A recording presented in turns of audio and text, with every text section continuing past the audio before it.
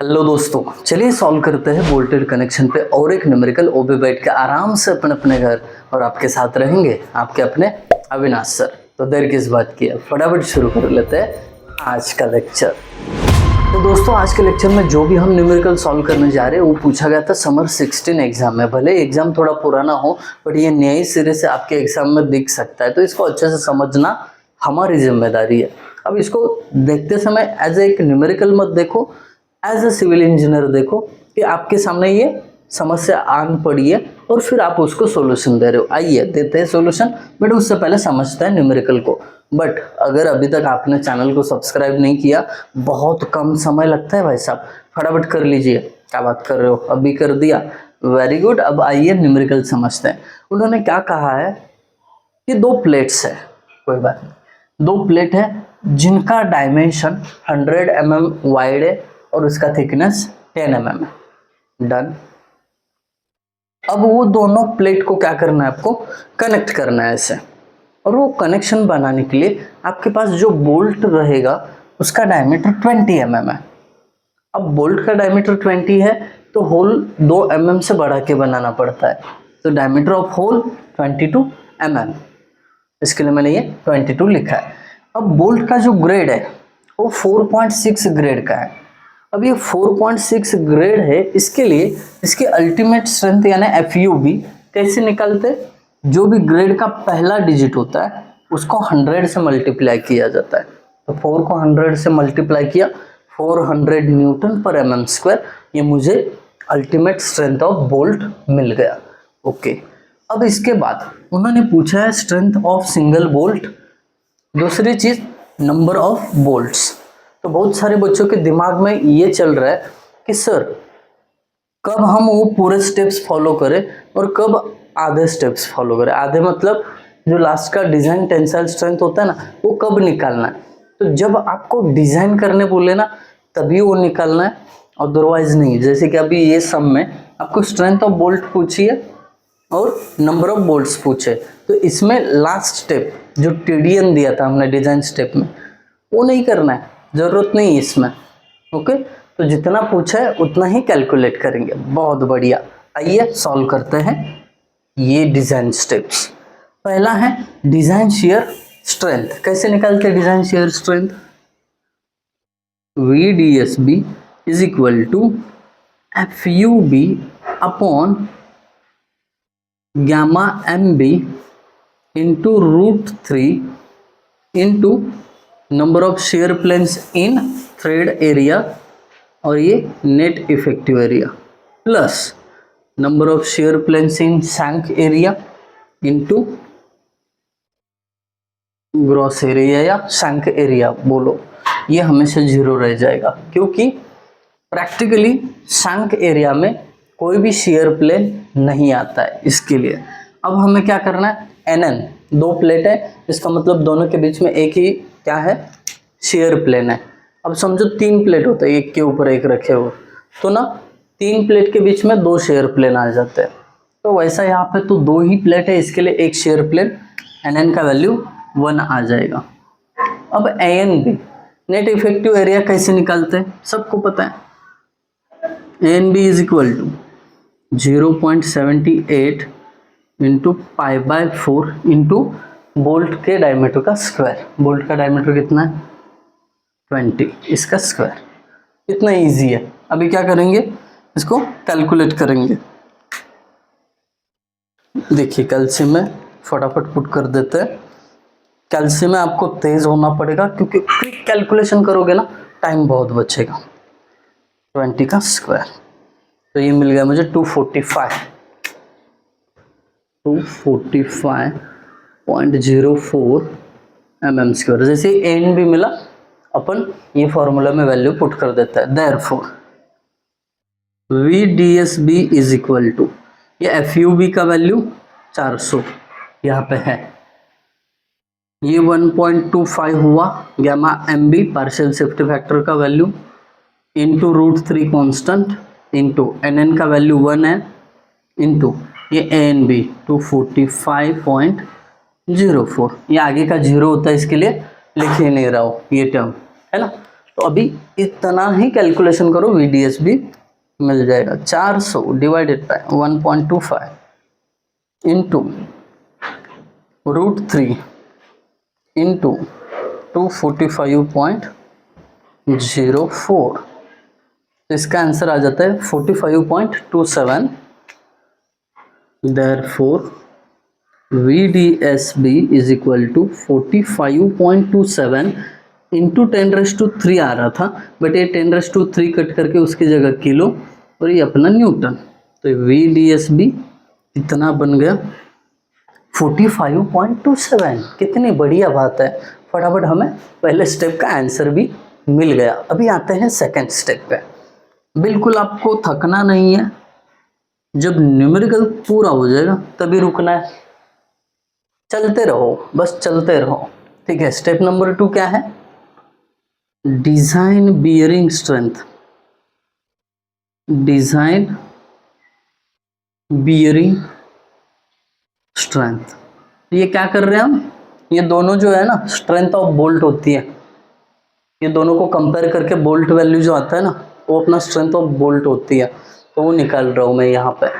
अब design bearing strength के लिए फॉर्मूला क्या है?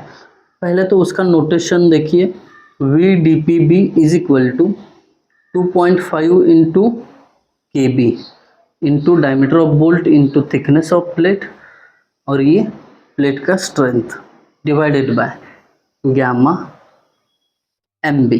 ठीक है, अब यहाँ पे आपको अगर VDPB चाहिए तो KB पता होना चाहिए, जो नहीं है D पता है, थिकनेस ऑफ प्लेट पता है, FU अज्यूम करना पड़ेगा, यहाँ पे दिया नहीं है तो क्या करना पड़ेगा? Assume FU is equal to 410 newton पर mm²। अब पूछेंगे बच्चे कि सर ये क्या है?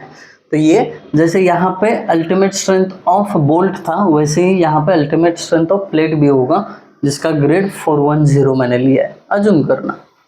फिर उसके बाद गामा MB तो पता है, बस KB पता नहीं है ना, क्या करें? KB को निकाल दिया जाए। तो KB का फॉर्मूला क्या है? KB is equal to E/3D0, ये पहला टर्म। दूसरा P यानी pitch distance upon 3D0 minus 0.25, ये दूसरा टर्म। तीसरा टर्म क्या है? FUB अपॉन FU, और चौथा टर्म है 1। अब ये जो चारों टर्म है, इनका क्या करना है? आपको कैलकुलेशन करना है, और फिर उनमें से जो छोटा रहेगा वो क्या करेंगे? एज ए KB ले लेंगे। अब फटाफट क्या करता हूँ, इसको कैलकुलेट कर लेता हूँ मैं। देखो KB is equal to end distance कैसे निकालते हैं? अगर प्लेट का एज रफ रहेगा, मैं आपको यहाँ पे दिखा देता हूँ, कोई बुक है तो।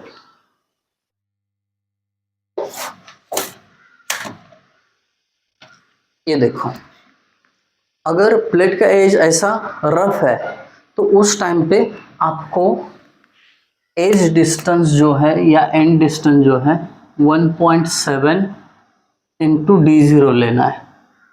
और अगर इसको अच्छे से साउंड करके रोल किया गया हो, इसको है ना साउंड करके, सॉइंग करके, अब ये अगर रोल्ड हो गया, ठीक है, रोल्ड हो गया, तब उस केस में यहाँ पे 1.5 लेते हैं, 1.5। बट अभी क्या है, हम समझेंगे कि वर्स्ट केस है, उसको रोल करने का हमें समय नहीं मिला, तो हमने रफ ही प्लेट लिया था, तो 1.7 इंटू D0 कंसिडर किया। और कभी न्यूमेरिकल में बोला कि प्लेट्स रोल्ड है, तो उस समय आपको 1.5 लेना पड़ेगा। ये इतनी सी छोटी बात याद रखनी पड़ेगी, ठीक है, डन। अब 1.7 इंटू D0 अपॉन 3D0 है, ओके, कॉमा, दूसरा टर्म क्या है? Pitch distance upon 3D0। अब पिच डिस्टेंस प्लेट के लिए होता है 2.5D, यानी डायमीटर ऑफ बोल्ट। वही अगर एंगल सेक्शन होता ना तो ये सीधा 3D हो जाता, बट ये प्लेट्स है दोनों भी, इसके लिए 2.5D हो गया। अब D मतलब डायमीटर ऑफ बोल्ट कितना है? 20 डिवाइडेड बाय 3d0 यानी 22 माइनस 0.25 कॉमा, ये दूसरे टर्म का होगा। तीसरी term F U B upon F U B कितना है 400 है, एफ यू कितना है 410 और चौथी टर्म 1। अब सबको 1 बाय 1 क्या करेंगे हम कैलकुलेट करेंगे। अब इतना प्रैक्टिस हो गया होगा आपका कि आपको वैल्यूज भी याद रहेंगे। ये देखिए देयरफॉर के बी इज इक्वल टू, इसका कैलकुलेशन करता हूँ तो ये 0.56 आ जाएगा। अब दूसरा कैलकुलेशन कर लेते हैं 2.5 into 20 divided by 3 into 22 minus 0.25, तो ये 0.50 आ गया कॉमा, ये 0.97 आता है। बहुत बार मैंने कैलकुलेशन कर लिया है इसका, तो अभी दोबारा करने की ज़रूरत नहीं है। आपको भी ऐसा प्रैक्टिस करोगे तो उसके बाद ये ना याद ही रहने वाला है कि इसका आंसर कितना आने वाला है वो। ठीक है, चलो देयरफॉर मैंने क्या कहा था, चारों टर्म का एक बार आपका कैलकुलेशन हो जाए ना तो देख लेना सबसे कम कौन सा वैल्यू है वो एज ए के बी लेना। तो यहाँ पे 0.50 सबसे कम है, इसके लिए मैंने उसको एज ए के बी ले लिया। फिर से अब क्या करोगे, एक बार के बी मिल गया, ये फॉर्मूला में क्या करोगे वैल्यूज पुट करोगे, बहुत इजी काम है। V D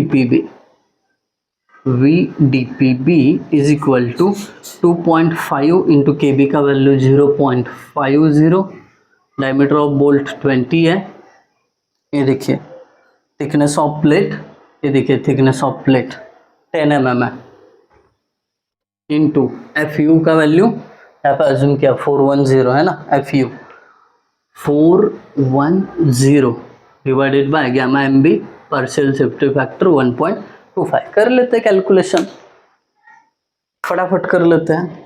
2.5 into K B का value 50 into 20 into 10 into 410 divided bye 1.25, तो यहाँ पे 8200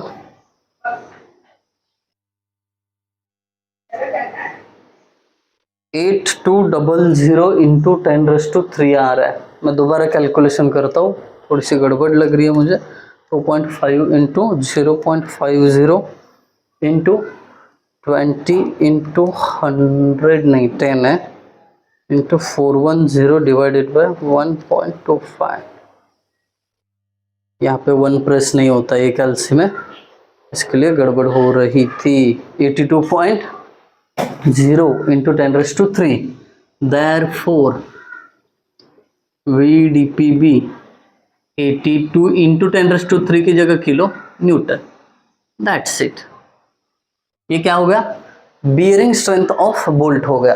अब आपको जो पूछ रहे हैं ना स्ट्रेंथ ऑफ बोल्ट कौन सी कंसिडर करनी है, दोनों में से मिनिमम, यानी उसको हम बोल्ट वैल्यू बोलते हैं। स्टेप 3 वाला, step 3 bolt value, that's it. Paper में कंजूसी बिल्कुल नहीं करना, एक एक लाइन छोड़ो हर डिजाइन स्टेप खत्म होने के बाद। कंजूसी करोगे तो पेपर चेकर को समझेगा नहीं कहाँ पे शुरू कहाँ पे एंड। ठीक है, स्टेप 3। अब वो छोटी बीवी मोटी बीवी वाला कॉन्सेप्ट यहीं पे भी आपको अप्लाई करना है। तो ऑब्वियसली सब छोटी बीवी पसंद करेंगे जिसका वजन कहाँ पे गया रे, इधर है 45.27 है और दूसरी का 82, तो ये 45.27 किलो न्यूटन। तो ये क्या होगा बोल्ट वैल्यू यानी स्ट्रेंथ ऑफ बोल्ट होगा। अभी क्या करते हैं स्टेप नंबर 4 पे चलते हैं। स्टेप नंबर 4 में क्या करना है आपको, नंबर ऑफ बोल्ट्स, यही तो अपना दूसरा फाइंडिंग है ना, नंबर ऑफ बोल्ट्स ही फाइंड आउट करना है ना। कर लेते हैं, क्या है फॉर्मूला उसके लिए, उसके लिए फॉर्मूला है P U upon bolt value, but यहाँ पे पी यू नहीं पता है। पी यू यानी फुल स्ट्रेंथ ऑफ प्लेट, कैसे निकालते हैं 0.9 F U upon gamma M into net effective area of plate, वो कैसे निकाला जाता है B minus diameter of hole into thickness of plate. Actually कई लोग यहाँ पे एन भी लगाते हैं, वो नंबर ऑफ बोल्ट होता है तो पर बोल्ट निकालते हैं, इसके लिए मैंने यहाँ पे एन नहीं लगाया है। अभी क्या करते हैं, वैल्यू पुट कर देते हैं। 0.9 इंटू FU410 है, gamma M partial safety factor again 1.25, width of plate कितना है 100 है, तो यहाँ पे क्या करो 100 पुट करो, minus diameter of hole 22, thickness of plate 10, तो आपको क्या मिल जाएगा अभी PU। PU क्या करेंगे, कैलकुलेट करेंगे।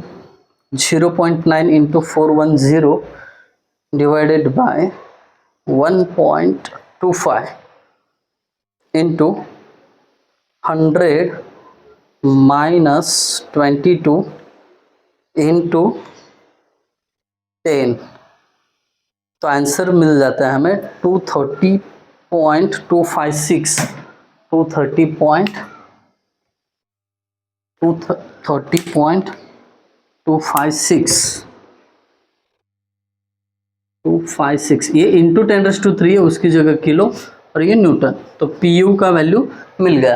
एक बार PU का वैल्यू मिल जाए ना भाई साहब, कौन सा बड़ा काम है नंबर ऑफ बोल्ट्स निकलना। ये देखिए फटाफट निकल जाएगा, number of bolts is equal to PU का value 230.256 divided by bolt value 45.27।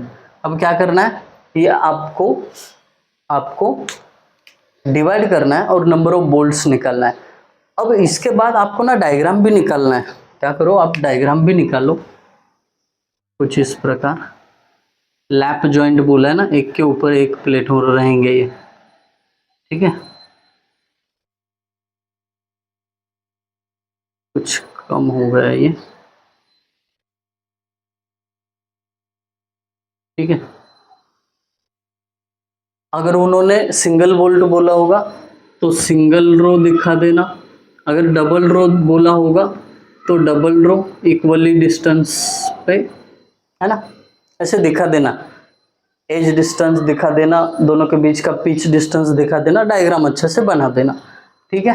अब ये कितना आएगा नंबर ऑफ बोल्ट उस पर डिपेंड करता है। अगर 6 आ गए, ऊपर के रो में 3, डाउन वाले रो में 3, तो आपके हिसाब से डायग्राम आपको आ जाएगा। आई होप आप सभी को ये न्यूमेरिकल समझ में आया होगा। अगर आया है तो कमेंट के थ्रू मुझे बता देना आपको वीडियो कैसा लगा, और अपने दोस्तों के साथ भी शेयर करना। Thank you guys for watching video, thank you so much.